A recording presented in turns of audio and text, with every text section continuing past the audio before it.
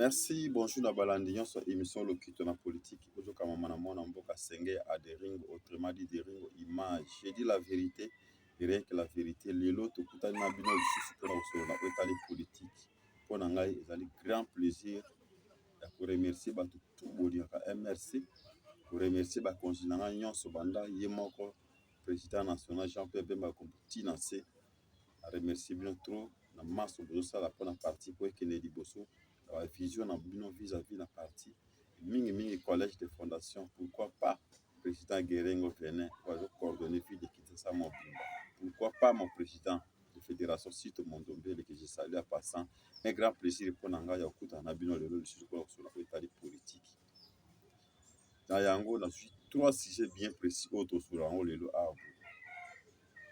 Awa Lelo sur Nabino en tant que politicien, en tant que cadre de parti. C'est sur la mission Oyo. Voilà pourquoi, premier sujet Nabiso, c'est au Italie MRC. Et deuxième sujet Nabiso, c'est au Italie FCC. Troisième sujet Nabiso, au Italie Justice à Mboka Nabiso, et mingi, au Italie concession, il y a maman. Oyo baza bavere bakufa déjà, donc ba dossier na bango, ils sont très nombreux na justice, au justice. Azoko tracer en côté. L'autre sur awa. Premier sujet sans rien tarder na banda émission sans avoir pour remercier Nzambe ou donc pour sa biso ba souffle de vie chaque moment parce que biso na MRC to le bar toujours que avec Dieu nous vaincrons. Voilà pourquoi on profiter pour remercier Nzambe wana parce que pour na yete menazana bino le lot suscité. Trois sujets. Premier sujet est MRC. MRC est un grand parti politique na kati mboka na biso oyo ali ko fonctionner na cahier de charge. Ils ont fonctionné dans un calendrier bien précis. MRC est un parti politique oyo basé la vision ya diriger mboka oyo lobi. Voilà pourquoi toujours tout le monde a liboso. Tout le monde a toujours liboso. Le président national a passé message moko mais message wana il dérangeait bato mosusu. Il ba monsieur soupé il apportait un plus. Et puis si bango pe ba maele. Voilà pourquoi nous avons profité pour remercier ba oyo nyonso. Pour contribuer qui dans ba makanisi na bino, pour commenter qui dans le bon sens idée ya chef président national Jean-Pierre Bemba Gombo. Pour appuyer qui idée na ye, pour contribuer qui na idée na de près de loin. Pour mona qui non idée na très important pour l'avancement du pays. On a profité pour remercier bino na combo et MRC en général. Ce n'est pas facile. Parti politique ils ont ébélé na kati mboka na biso o be vision ezate. Ba oyo baza na vision baza mokie par rapport na ba oyo baza na vision. Voilà pourquoi on profiter pour remercier ba union so baza ba vision ya minene. MRC aza na kanda makasi. Et puis tout ça na kanda dans les deux sens. Parti politique objectif finango ezali pona ko diriger mboka. Ils apona ko tika bato te. Ceux qui les loyo toyé na idon sacré ils apprennent à diriger Mboka ensemble avec le chef de l'État, pour contribuer à l'idée du chef de l'État pour l'avancement de Mboka. Yo oko diriger Mboka na musika, ça ne sert à rien d'avoir toujours opposant, sans avoir contribué à l'idée pour l'avancement de Mboka. Il y a une consultation. Président national Assolina, président de la République. Après, il y a une union sacrée. Il y a une union sacrée, tout ça peut dans le cahier de charge. Il y a une union sacrée, tout y est pour contribuer dans ma qualité, il y a malam ou il y a chef de l'État pour l'avancement en Boka. Mais il y a aucun message du président national Jean-Pierre Bemba Gombo au Italie Séni et troublé bato mususu. Yango na yi pour prendre acte.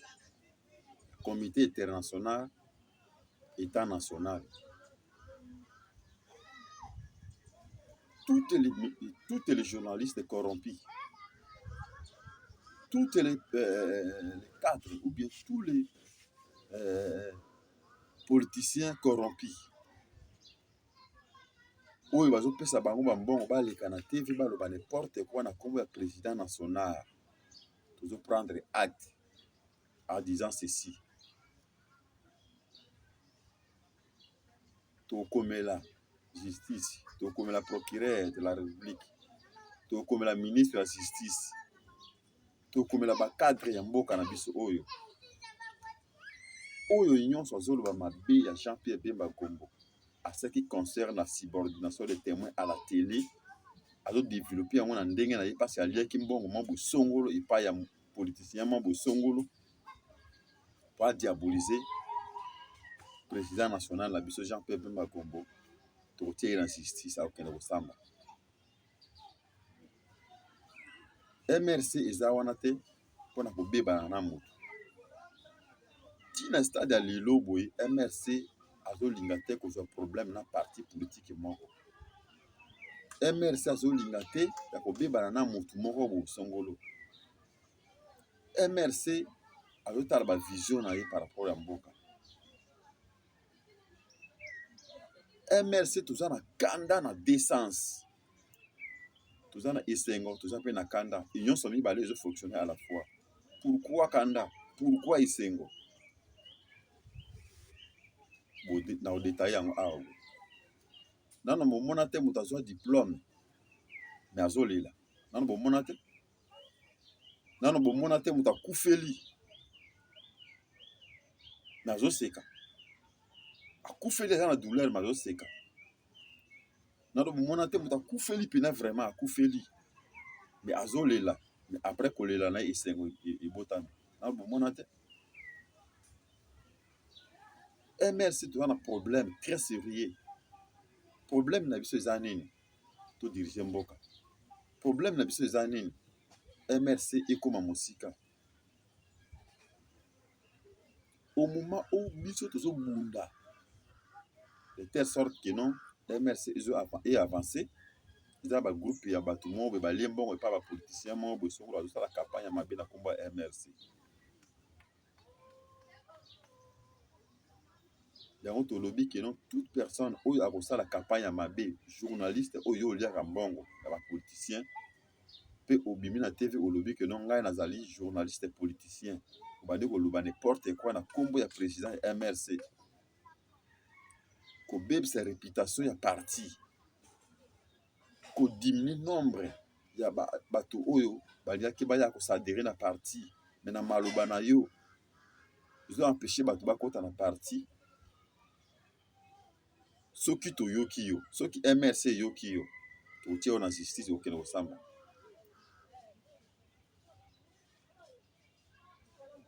Journaliste ozoleka na TV, politicien ozoleka na TV koloba ke non Jean-Pierre Bemba Gombo pona ye esili akotikala kosala président te na mboka oyo. Ozotia point na place ozotia frigi ozotia point. Po ekoma te ke o MRC asalaki boye totia yo na justice comme ça yo okende justifier na justice. Tokende na yo na justice nazo répéter yango tokende na justice. Ça ne sert à rien de rebelle sa réputation MRC. Ça ne sert à rien de faire la campagne à Mabé dans combat MRC. Ce n'est pas encore le moment. Ce qui moment est commis, MRC a zangi batute au bako la campagne. MRC est allé parti politique à Mouna Nakata Mboka Oyo. Ils ont porte-parole. Ils ont communicateur. Ça ne sert à rien de faire la TV, de faire la MRC na façon ya mabe bongo. Au moment où tu as un kanda, tu as luka pour te diriger mboka oyo.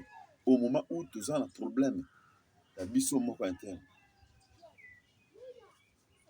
Ceux qui ont un sujet na TV, créer le comme susu. Ils n'ont ya kombo ya MRC. Le fait ya citer kombo ya moto sans permission. J'en peux faire partie à l'état de droit. Ils ont cité kombo moto informé était. Vous avez n'importe quoi na kombo ya moto informé était. Ceux qui ont relevé comme il y a Jean-Pierre Bemba Gombo dans le bon sens, voilà, nous sommes d'accord. Mais ceux qui ont les canaux TV pour nous relever comme il y a Jean-Pierre Bemba Gombo dans le mauvais sens, okuta biso na nzela na yo, na nzela justice. Toboyi iloko ekomelaka biso na 2005 2006 ekomela biso sur lelo. Au groupe ya gens moko bakendaki kodétruire église moko bosongolo, balobi ke non eza MRC, eza bamilitant ya MRC sans épreuve. Toboyi biloko na esalema, du il faut tozala sécurité na biso moko. MRC zo encadré plusieurs tribus na kati ya mboka na biso oyo. MRC ezali ko encadré catégorie ya bato ebele na kati ya mboka na biso oyo. Alors toboyi ke non lobi problème ekoma ke non MRC. Il faut prendre sécurité na biso moko. Voilà pourquoi tolingi totika déjà tokomela de la justice par rapport na bino nyonso oyo bosalaka ba campagne ya mabe na komba président na biso Jean Pépé Mbagombe. Problème oyo la subordination des témoins, ça ne vous regarde plus. Et talaki nde justice. Justice salaki mosala na esilaki déjà. Et s'il y a des problèmes la subordination des témoins, il faut me faire comprendre si ça peut prendre combien de temps pour y expirer. Parce que vous avez la constitution en bokate. Vous avez la loi électorale. Vous avez la TV, vous avez n'importe quoi sans avoir à lire la constitution, sans avoir à lire la loi électorale en bokanabiso. Parce que vous avez corrompu, parce que vous avez bon, parce que vous avez si bien bon. Moi, je suis que maman est dans la cime. Voilà pourquoi nous sommes obligés. Tout yoka déjà, peut tout yoka yango. Bino ba journaliste, on a non soi-disant tout ça ba politicien. Ozo bima na TV, au lieu que mon pas ya politicien, mon bosongo, au bima na TV, bani o ba n'importe quoi na combo ya candidature ya Jean Pépé Mbagombe. Oyo MRC Mouvement Général, mobiliser. Ozola la pongite butu moyi pour que lobby impossible, pour que lobby te dirige Mboka un jour.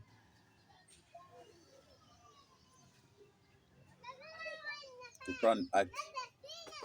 Les lots, dès qu'il y a 6 émissions, nous comme la diable continue à gagner. Toujours comme la bakonzi mboka. Toujours comme la justice. Yo moto wana zo télémi na TV pour na koloba bra sans avoir pour vérifier. Combien de mbongo oyo Jean Pépé Mbagombe na MRC Mobimba ba bepisa na CP yo yebi yango. Yo yebi yango. Et les lots ils ont na TV koloba ilo comment bo sans avoir pour vérifier. Voilà pourquoi tu le dis que non.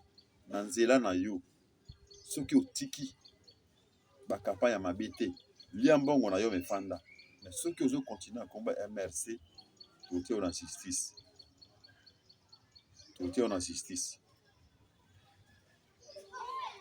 C'est facile que la cause de la boye télévision na TV les lots au lait ba pisa soki au lait après tout bimi au bana le n'importe quoi na combat Jean Pépé Mbagombe. Merci. 18 ans sans avoir fait les choses bien dans ce pays, FCC. Deuxième dossier. 18 ans sans parler présidentiel. 18 ans sans gratuité. 18 ans sans rien faire dans ce pays. Un président sortant à Zokende, aussi ça a été dit na libanda ya mboka. Ils apprennent à koseka biso ba peuple congolais. Ils apprennent à koseka biso ba peuple congolais. Premièrement, ba koseka biso que notre zali na président oyo, soi-disant, il semble qu'atanga raté à diriger biso. Le preuve est que non, après ça va aussi sa mandat, 2 ans après, il a aussi sa tchiki na libanda mboka. Deuxième condition, c'est que na mboka na ye, à l'université bien été. Et on a aussi c'est na mboka papaya. Par raison, ils ont ébélé. Chef de l'État sortant a eu ce Sony. Et après avoir tout fait ça, Azuba image on a publié na internet, na réseaux sociaux ba publier. eza mpona koseka biso bapeuple congolais. Tolobaka toujours oyo biso Jean-Pierre Bemba Gombo atanga na mboka oyo, asilisa na mboka oyo. Soki tolobi oyo olobi un président sortant ozalaki wapi? Lelo oyo bazolobaki no bosilisa dossier ya makala, ekole ekóma na kati ya makala wana, okoti prison me ozotanga, ozomona mabe. Na prison ya makala hôpital ya bien eza te. Na prison ya makala ba condition eza pasi. C'est grave. Ba nzela eza te, ba condition nyonso ekomi très très difficile. Yango prière na ngai wana ça m'engage que moi, prière na ngai que non Kabila bakanga ete batika ye azalaka na mboka oyo comme ça amona ba erreur na ye. Soki toye na union sacrée, tozali mpona contribuer na idée ya chef de l'État. Imaginez-vous que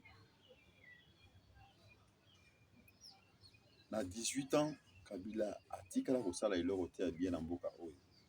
Kabila akosepela te mpona réussite ya Félix.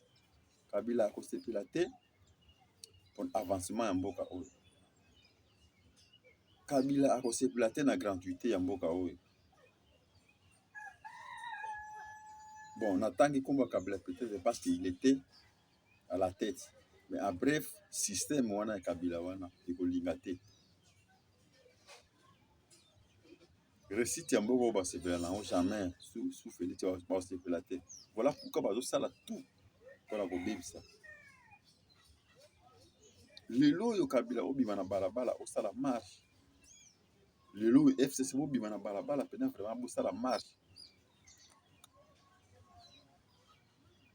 Iloko ya motuya mpona nga na comprendre, catholique à comprendre que non, idée ya Jean-Pierre Bemba Gombo eza bien.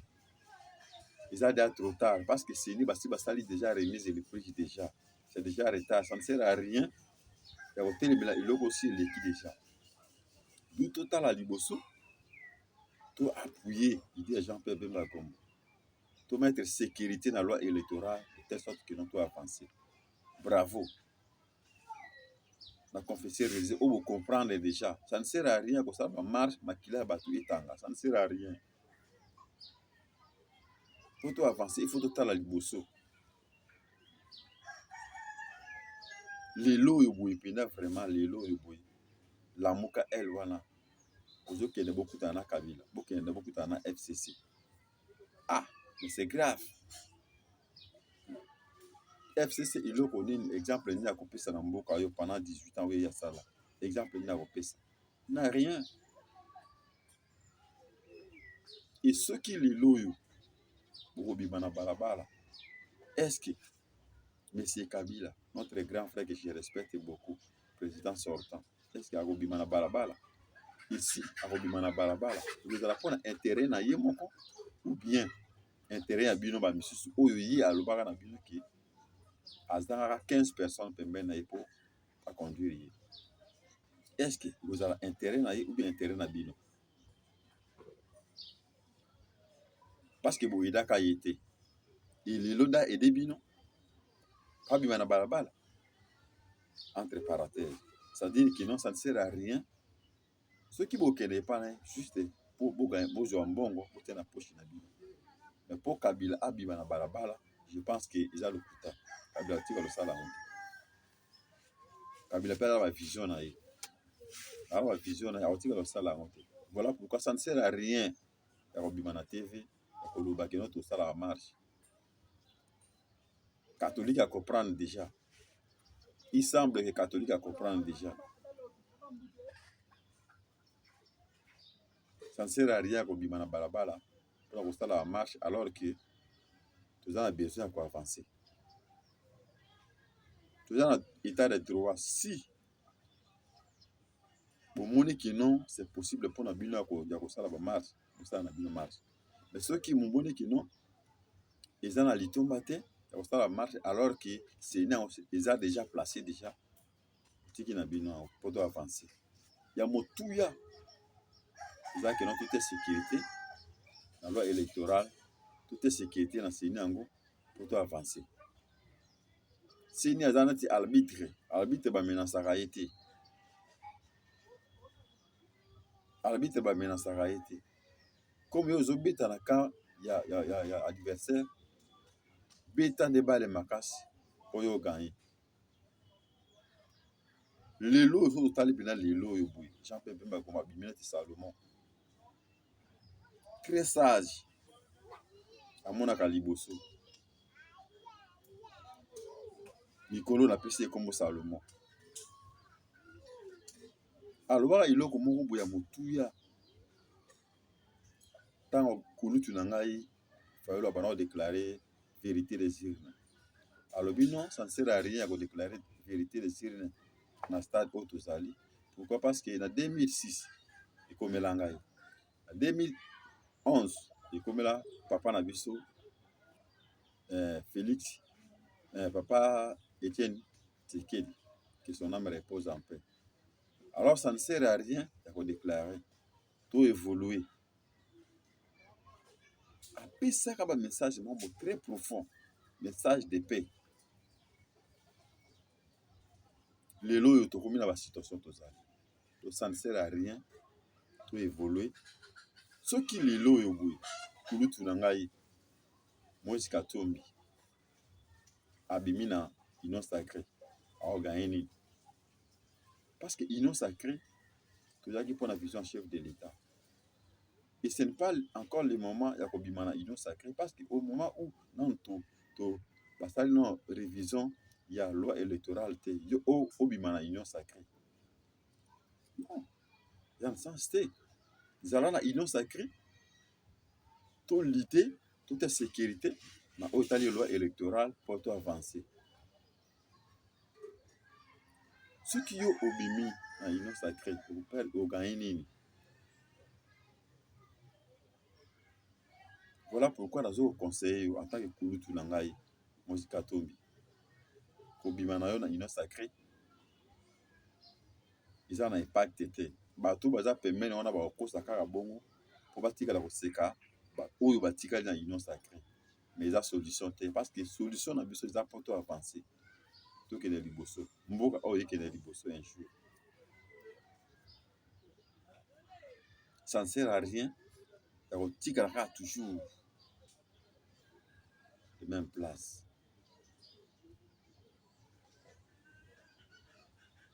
FCC baza na besoin te mboka oyo ekende liboso. Regardez aujourd'hui, pour oyeba que non, présence de Jean-Pierre Bemba Goma na Union Sacrée, présence de Moïse Katumbi na Union Sacrée, présence de Bamboso, présence de Babatu Lukwebo, présence de Batu Bele o bayaki na idée bien pour contribuer au développement ya mboka. Soki totali pena bien. Bilan ya mboka. Et c'est là qui sous Kabila toujours de 4 milliards à 5 milliards. Mais les lots yoboé tolongwe na 5 milliards, 4 milliards, tokomi na 10 milliards. Les gens là qui savent déjà qu'ils ont apporté déjà un plus. Les billets d'avion aux qui lix les lots et comme il est très simple pour un peuple congolais mobile. Les lots au chef de l'État assemble avec Union Sacrée bazo bunda pour la gratuité et réussir. Il a déjà un pas. Alors que tout ça c'est seulement que 2 ans pamba. Voilà pourquoi dans ce cas ça ne sert à rien. Bato musu bazoya wana pour vous distraire. Bato musu bazoya na ba envoûtement pour que mboka oyo ya avancer. Alors tout à la base, tout à la cima, tout à place de Outa, en place de Okende. Tout faire sortir mboka oyo na kati ya misère, tout comme sango ndenge moko. Et ça va bien ma casse. Ça ne sert à rien. Ya ko bangi to longwe, beto longwete, beto zali, ça to zalité, ça ne sert à rien parce que il faut apporter l'eau comme côté. Merci, là-bas, oh, yon son. ezolinga koyoka conseil na ngai. Conseil baboya yango te. Mais mpo na ngai susi na ngai keno to avancer. Ntango namona motu moko kosala moninga mabe esalanga motema mpasi ya kosala na te. Parce que moi j'ai pris. Nayebi Nzambe.